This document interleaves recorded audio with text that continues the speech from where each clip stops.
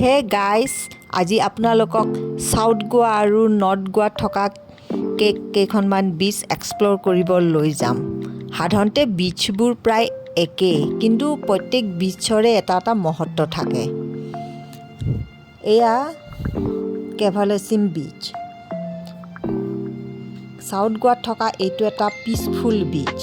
ভিৰ একেবাৰেই কম, ৰিলেক্স কৰিবলৈ বহুত ভাল। ইয়াৰ বাৰ্লিবোৰ হোৱাইট কালাৰৰ। ইয়াত সাধাৰণতে ফৰেনাৰবোৰ থাকে, তেওঁলোকে পিচফুলি থাকিব ভাল পায়।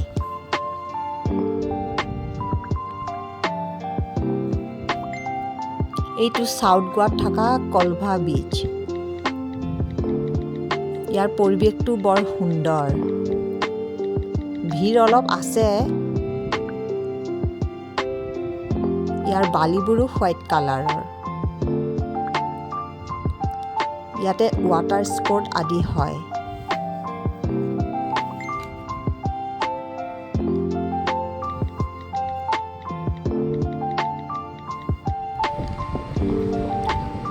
পঞ্জিম চিটিত থকা এইটো মিৰামাৰ বীচ। ইয়াৰ পৰিৱেশটো বৰ সুন্দৰ। এইটো কিন্তু ছুইমিং বীচ নহয়।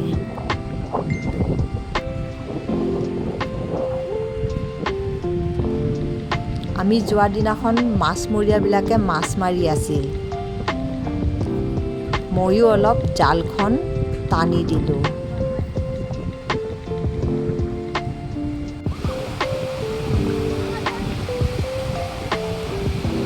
মাছবোৰ জালত ধৰা দেখা পাই বৰ ভাল লাগিল।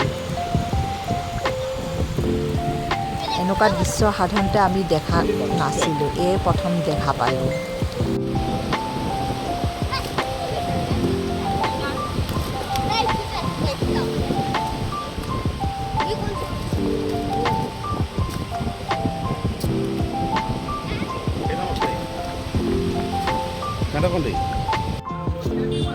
অঞ্জুনা বীচ। নৰ্থ গোৱাত থকা এই বীচটো সাধাৰণতে অলপ দূৰত, কিন্তু এই বীচটো অলপ থিয়।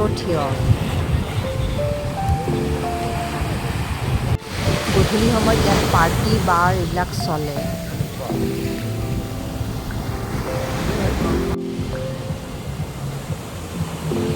কণ্ডলিন বীচ। এই বীচটোৰ পৰিৱেশটো বৰ ধুনীয়া, শান্ত। বৰ এটা বেছি ভিৰ নাই, সাধাৰণতে ৰাছিয়ান টুৰিষ্টবোৰ আহে।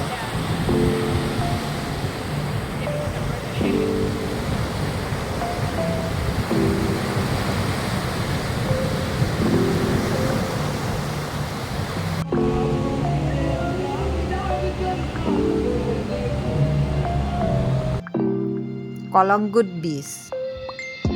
এই বীচটো বহুত ভিৰ। আমাৰ সাধাৰণতে ইণ্ডিয়ান মানুহ ইয়াতে ভৰ্তি হৈ থাকে।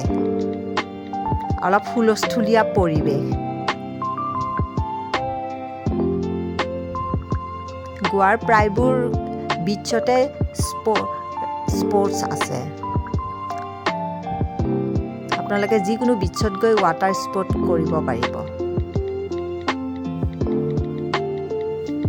চিংকেৰিম বীচ। এগুৱাডা ফৰ্ডৰ কাষত থকা এইটো বৰ ধুনীয়া বীচ, শান্ত পৰিৱেশ।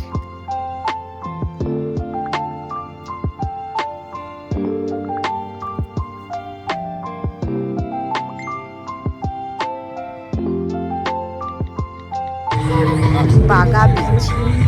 এই বীচটোৰ কথাই বেলেগ। ইয়াত হুলস্থুলীয়া পৰিৱেশে হৈ থাকে।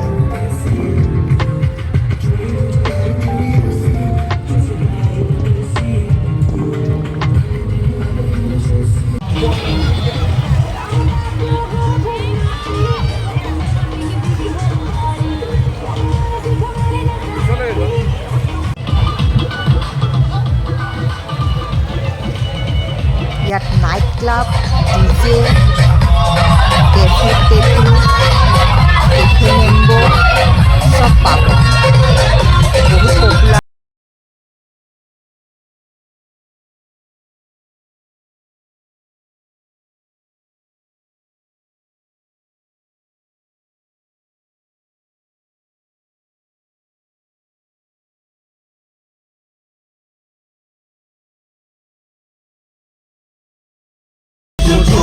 ইয়াত বেলেগ